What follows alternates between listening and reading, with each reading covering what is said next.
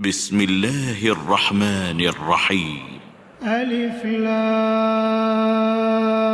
را، تلك آيات الكتاب المبين.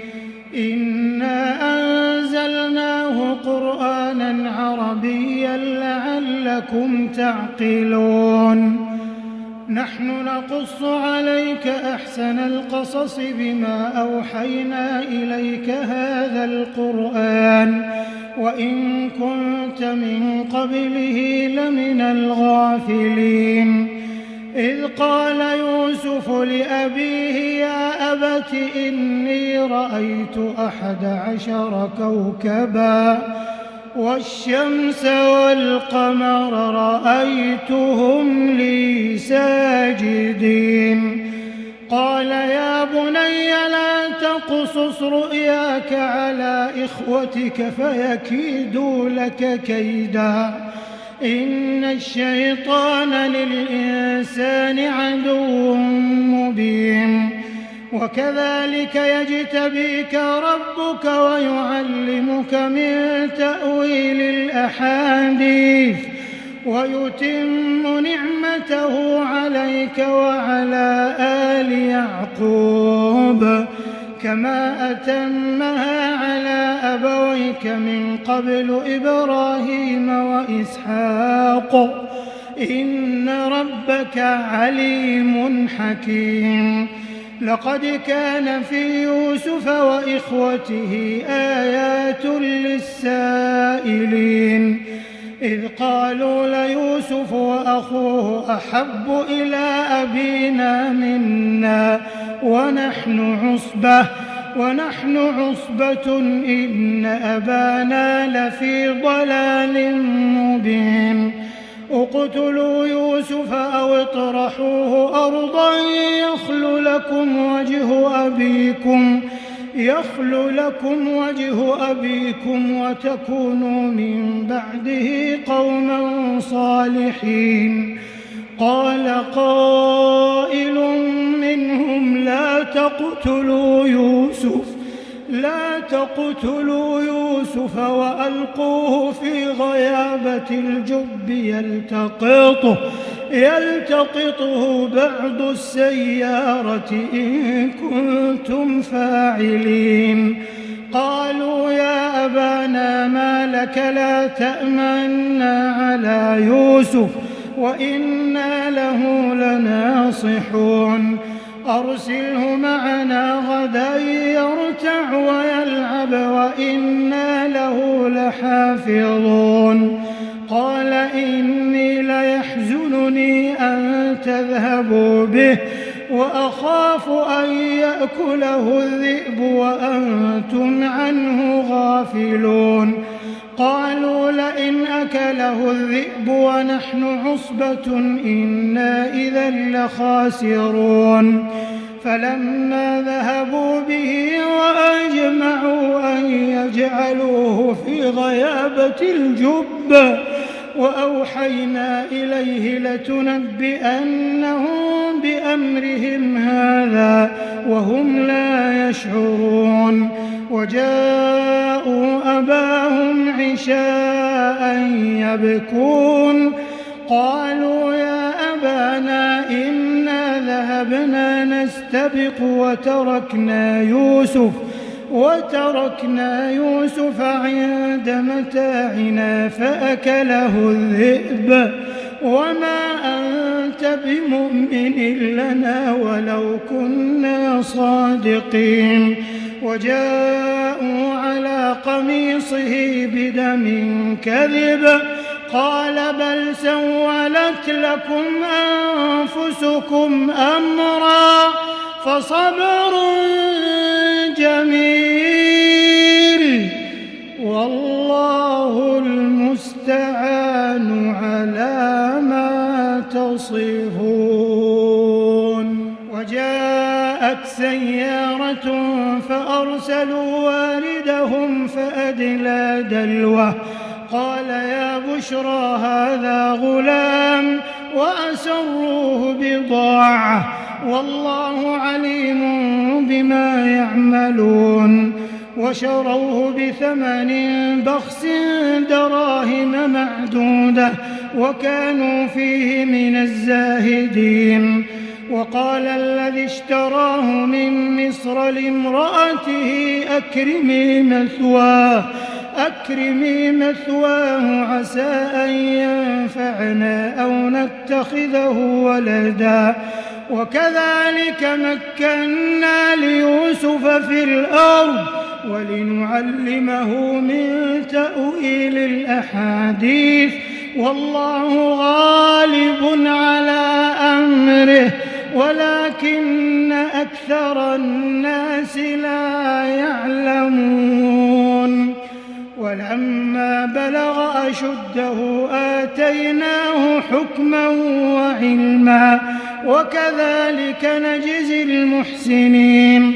وراودته التي هو في بيتها عن نفسه وغلقت الأبواب وقالت هيت لك قال معاذ الله إنه ربي أحسن مثواي إنه لا يفلح الظالمون.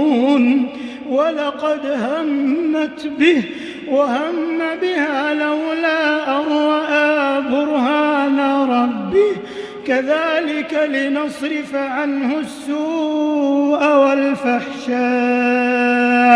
إنه من عبادنا المخلصين. واستبق الباب وقدت قميصه من دبر وألف يا سيدها لدى الباب قالت ما جزاء من أراد بأهلك سوءا إلا أن يسجن أو عذاب أليم. قال هي راودتني عن نفسي وشهد شاهد من أهلها إن كان قميصه قد من قبل فصدقت وهو من الكاذبين وإن كان قميصه قد من دبر فكذبت وهو من الصادقين. فلما رأى قميصه قد من دبر قال إنه من كيدكن إن كيدكن عظيم. يوسف أعرض عن هذا واستغفري لذنبك إنك كنت من الخاطئين. وقال نسوة في المدينة امرأة العزيز تراود فتاها عن نفسه قد شغفها حبا إنا لنراها في ضلال مبين.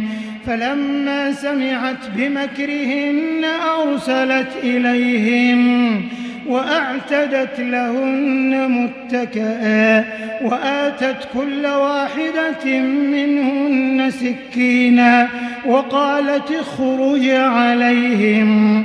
فلما رأينه أكبرنه وقطعن أيديهن وقلن حاش لله ما هذا بشرا إن هذا إلا ملك كريم.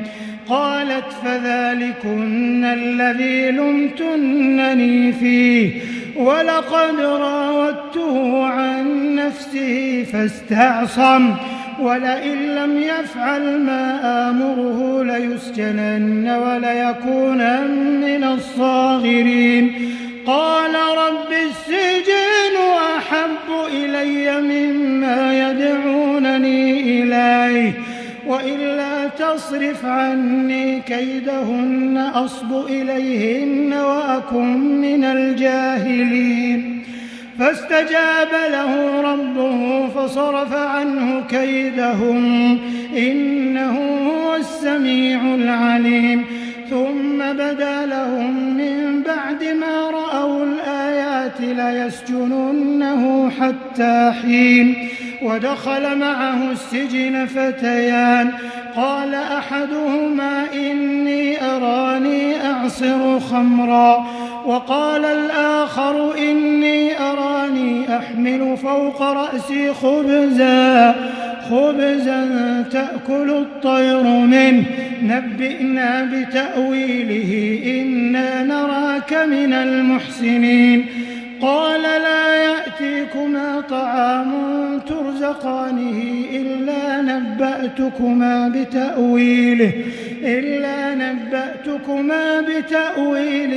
قبل أن يأتيكما ذلكما مما علمني ربي إني تركت ملة قوم لا يؤمنون بالله وهم بالآخرة هم كافرون واتبعت ملة آبائي إبراهيم وإسحاق ويعقوب ما كان لنا أن نشرك بالله من شيء ذلك من فضل الله علينا وعلى الناس ولكن أكثر الناس لا يشكرون يا صاحبي السجن أأرباب متفرقون خير أم الله الواحد القهار ما تعبدون من دونه إلا أسماء سميتموها أنتم وآباؤكم ما أنزل الله بها من سلطان إن الحكم إلا لله أمر ألا تعبدوا إلا إياه ذلك الدين القيم ولكن أكثر الناس لا يعلمون يا صاحبي السجن أما أحدكما فيسقي ربه خمرا وأما الآخر فيصلب فتأكل الطير من رأسه قضي الأمر الذي فيه تستفتيان وقال للذي ظن أنه ناج منه اذكرني عند ربك فأنساه الشيطان ذكر ربه فلبث في السجن 10 سنين وقال الملك إني أرى 7 بقرات سمان يأكلهن 7 عجاف و7 سنبلات خضر وأخر يابسات يا أيها الملأ أفتوني في رؤياي إن كنتم للرؤيا تعبرون قالوا أضغاث أحلام وما نحن بتأويل الأحلام بعالمين وقال الذي نجا منهما وادكر بعد أمة أنا أنبئكم بتأويله فأرسلون يوسف أيها الصديق أفتنا في 7 بقرات سمان يأكلهن 7 عجاف و7 سنبلات خضر وأخر يابسات لعلي أرجع إلى الناس لعلهم يعلمون قال تزرعون 7 سنين دأبا فما حصدتم فذروه في سنبله إلا قليلا مما تأكلون ثم يأتي من بعد ذلك 7 شداد يأكلن ما قدمتم لهن إلا قليلا مما تحصنون ثم يأتي من بعد ذلك عام فيه يغاث الناس وفيه يعصرون وقال الملك ائتوني به فلما جاء جاءه الرسول قال ارجع إلى ربك فاسأله ما بال النسوة اللاتي قطعن أيديهن إن ربي بكيدهن عليم. قال ما خطبكن إذ راوتن يوسف عن نفسه قلن حاش لله ما علمنا عليه من سوء. قالت امرأة العزيز الآن حصحص الحق أنا راودته عن نفسه وإنه لمن الصادقين ذلك ليعلم أني لم أخنه بالغيب وأن الله لا يهدي كيد الخائنين. وما أبرئ نفسي إن النفس لأمارة بالسوء إلا ما رحم ربي إن ربي غفور رحيم. وقال الملك ائتوني به أستخلصه لنفسي فلما كلمه قال إنك اليوم لدينا مكين أمين. قال اجعلني على خزائن الأرض إني حفيظ عليم. وكذلك مكنا ليوسف في الأرض يتبوأ منها حيث يشاء نصيب برحمتنا من نشاء ولا نضيع أجر المحسنين. ولأجر الآخرة خير للذين آمنوا وكانوا يتقون. وجاء إخوة يوسف فدخلوا عليه فعرفهم وهم له منكرون. ولما جهزهم بجهازهم قال ائتوني بأخ لكم من أبيكم ألا ترون أني أوفي الكيل وأنا خير المنزلين. فإن لم تأتوني به فلا كيل لكم عندي ولا تقربون. قالوا سنراود عنه أباه وإنا لفاعلون. وقال لفتيانه اجعلوا بضاعتهم في رحالهم لعلهم يعرفونها إذا انقلبوا إلى أهلهم لعلهم يرجعون. فلما رجعوا إلى أبيهم قالوا يا أبانا منع منا الكيل فأرسل معنا أخانا نكتل وإنا له لحافظون. قال هل آمنكم عليه إلا كما أمنتكم على أخيه من قبل فالله خير حافظا وهو أرحم الراحمين. ولما فتحوا متاعهم وجدوا بضاعتهم ردت إليهم قالوا يا أبانا ما نبغي هذه بضاعتنا ردت إلينا ونمير أهلنا ونحفظ أخانا ونزداد كيل بعير ذلك كيل يسير. قال لن أرسله معكم حتى تؤتون موثقا من الله لتأتونني به إلا أن يحاط بكم. فلما آتوه موثقهم قال الله على ما نقول وكيل. وقال يا بني لا تدخلوا من باب واحد وادخلوا من أبواب متفرقة وما أغني عنكم من الله من شيء إن الحكم إلا لله عليه توكلت وعليه فليتوكل المتوكلون. ولما دخلوا من حيث أمرهم أبوهم ما كان يغني عنهم من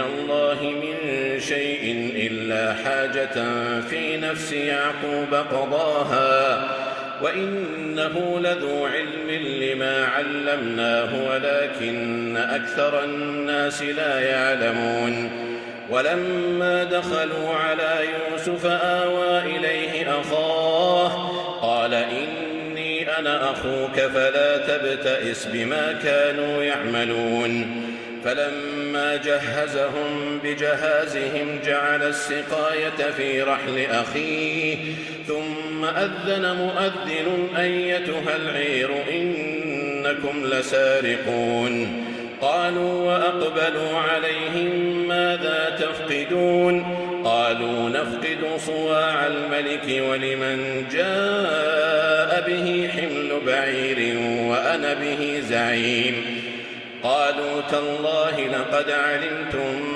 ما جئنا لنفسد في الأرض وما كنا سارقين قالوا فما جزاؤه إن كنتم كاذبين قالوا جزاؤه من وجد في رحله فهو جزاؤه كذلك نجزي الظالمين فبدأ بأوعيتهم قبل وعاء أخيه ثم استخرجها من وعاء أخيه كذلك كدنا ليوسف ما كان ليأخذ أخاه في دين الملك إلا أن يشاء الله نرفع درجات من نشاء وفوق كل ذي علم عليم قالوا إن يسرق فقد سرق أخ له من قبل فأسرها يوسف في نفسه ولم يبدها لهم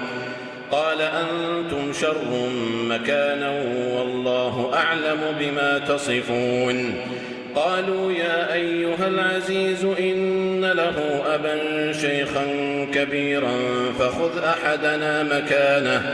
فخذ أحدنا مكانه إنا نراك من المحسنين قال معاذ الله أن نأخذ إلا من وجدنا متاعنا عنده إنا إذا لظالمون فلما استيئسوا منه خلصوا نجيا قال كبيرهم ألم تعلموا أن أباكم قد أخذ عليكم موثقا من الله ومن قبل ما فرطتم في يوسف فلن أبرح الأرض حتى يأذن لي أبي أو يحكم الله لي وهو خير الحاكمين ارجعوا إلى أبيكم فقولوا يا أبانا إن ابنك سرق وما شهدنا إلا بما علمنا وما كنا للغيب حافظين واسأل القرية التي كنا فيها والعير التي أقبلنا فيها وإنا لصادقون قال بل سولت لكم أنفسكم أمرا فصبر جميل عسى الله أن يأتيني بهم جميعا إنه هو العليم الحكيم وتولى عنهم وقال يا أسفا على يوسف وابيضت عيناه من الحزن فهو كظيم قالوا تالله تفتأ تذكر يوسف حتى تكون حرضا أو تكون من الهالكين قال إنما أشكو بثي وحزني إلى الله وأعلم من الله ما لا تعلمون يا بني يذهبوا فتحسسوا من يوسف وأخيه ولا تيأسوا من روح الله إنه لا ييأس من روح الله إلا القوم الكافرون فلما دخلوا عليه قالوا يا أيها العزيز مسنا وأهلنا الضر وجئنا ببضاعة مزجاة فأوف لنا الكيل وتصدق علينا إن الله يجزي المتصدقين قال هل علمتم ما فعلتم بيوسف وأخيه إذ أنتم جاهلون قالوا أئنك إنك لأنت يوسف؟ قال أنا يوسف وهذا أخي قد من الله علينا إنه من يتق ويصبر فإن الله لا يضيع أجر المحسنين. قالوا تالله لقد آثرك الله علينا وإن كنا لخاطئين. قال لا تثريب عليكم اليوم يغفر الله لكم وهو أرحم الراحمين. اذهبوا بقميصي هذا فألقوه على وجه أبي يأت بصيرا وأتوني بأهلكم أجمعين. ولما فصلت العير قال أبوهم إني لأجد ريح يوسف لولا أن تفندون. قالوا تالله إنك لفي ضلالك القديم. فلما أن جاء البشير ألقاه على وجهه فارتد بصيرا قال ألم أقل لكم إني أعلم من الله ما لا تعلمون. قالوا يا أبانا استغفر لنا ذنوبنا إنا كنا خاطئين. قال سوف أستغفر لكم ربي إنه هو الغفور الرحيم. فلما دخلوا على يوسف آوى إليه أبويه وقال ادخلوا مصر إن شاء الله آمنين. ورفع أبويه على العرش وخروا له سجدا وقال يا أبت هذا تأويل رؤياي من قبل قد جعلها ربي حقا وقد أحسن بي إذ أخرجني من السجن وجاء بكم من البدو من بعد أن نزغ الشيطان بيني وبين إخوتي إن ربي لطيف لما يشاء إنه هو العليم الحكيم. رب قد آتيتني من الملك وعلمتني من تأويل الأحاديث فاطر السماوات والأرض أنت ولي في الدنيا والآخرة توفني مسلما وألحقني بالصالحين. ذلك من أنباء الغيب نوحيه إليك وما كنت لديهم إذ أجمعوا أمرهم وهم يمكرون. وما أكثر الناس ولو حرصت بمؤمنين وما تسألهم عليه من أجر إن هو إلا ذكر للعالمين. وكأين من آية في السماوات والأرض يمرون عليها وهم عنها معرضون. وما يؤمن أكثرهم بالله إلا وهم مشركون. أفأمنوا أن تأتيهم غاشية من عذاب الله أو تأتيهم الساعة بغتة وهم لا يشعرون. قل هذه سبيلي أدعو إلى الله على بصيرة أنا ومن اتبعني وسبحان الله وما أنا من المشركين. وما أرسلنا من قبلك إلا رجالا نوحي إليهم من أهل القرى أفلم يسيروا في الأرض فينظروا كيف كان عاقبة الذين من قبلهم ولدار الآخرة خير للذين اتقوا أفلا تعقلون.